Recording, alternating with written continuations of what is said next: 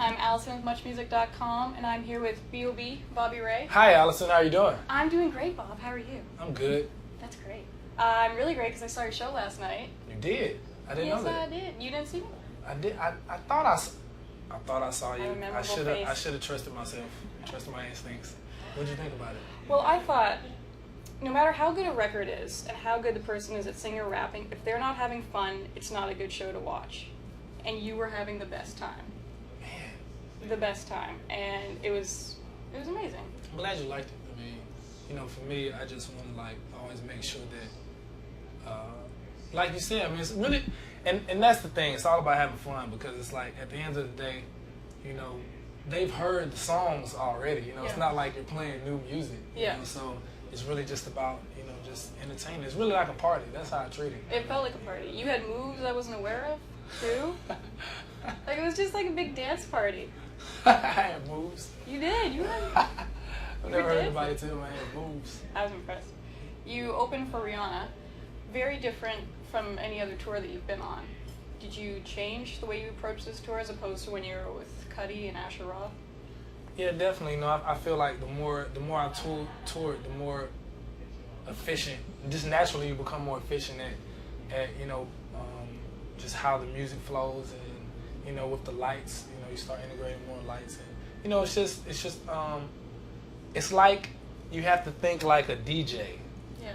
Because it's really like you're DJing a party, and it's like but they're your songs. It's like your mixtape. So that's kind of what I've learned mostly from just touring with different people. Like, and even earlier in my earlier years, like as an underground artist, when I was just putting out mixtape, like I learned a lot from artists such as like T-Pain, watching artists like Fabo from D4L,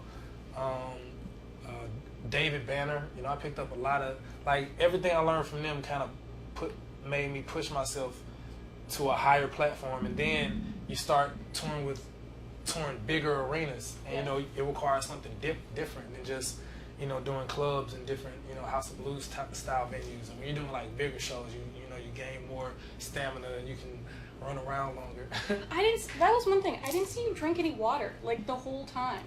I did it, which I was shocked about. I didn't even realize I didn't drink water. I noticed because I get You're hot very really observant. quickly. I'm very You're observant. good. You should be like an analyst for shows. He didn't drink water. Not no human. water. There were no towels. And of course, you brought Melanie Fiona on stage, which was awesome. Yeah, that was dope. Do you have like a local singer do airplanes with you wherever you go? I guess the tour's just started. Or are you gonna bring Melanie with you? Actually, Melanie, she's singing on Unplugged, right? And it went over pretty good. So we wanted to, it's our hometown, added to that. So, working with her, we grew to be really close friends, just with me and my whole team. So, it's just kind of like a given. Yeah. Yeah. And sometimes when you open for artists, you don't usually get to see them. I mean, do you hang out with Rihanna? Do you see her? Artists are like two shooting stars, and it's like our paths cross like every so often. You know?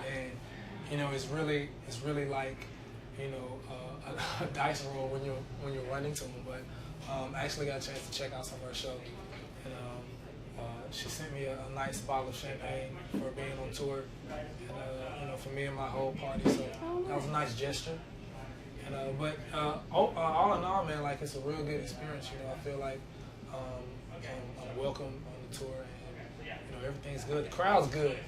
Yeah. The crowd is like is my type of crowd. They because they're there just for the music. They're there to be entertained, and that's what we're here for. Yeah. And of course, I want to talk to you about the album. It was easily one of my favorite albums of 2010, and still one of the best albums. One of the things I always wondered, though, you've got collaborations with Hayley Williams, with Rivers, with T.I., but your first single was with Bruno, who at the time a lot of people didn't know. It kind of launched both of your mainstream careers. Why did you go with him instead of someone that people would say, oh, who's Hayley Williams working with? Who's this B.o.B guy? Well, a lot of the time when you're making a song, you may come across a song that has somebody on the hook, or like a reference vocal or something like that of the sort. And in Bruno's case, we wanted to keep him on it because he sounded so good singing. and you know, it was a really good chemistry and collaboration, and it felt right, it felt natural. So, you know, it just you know, all the arrows were pointing in that, you know, to be the, and I feel like the arrows were right. And it launched both your careers, really. It was a huge, huge song. Yeah.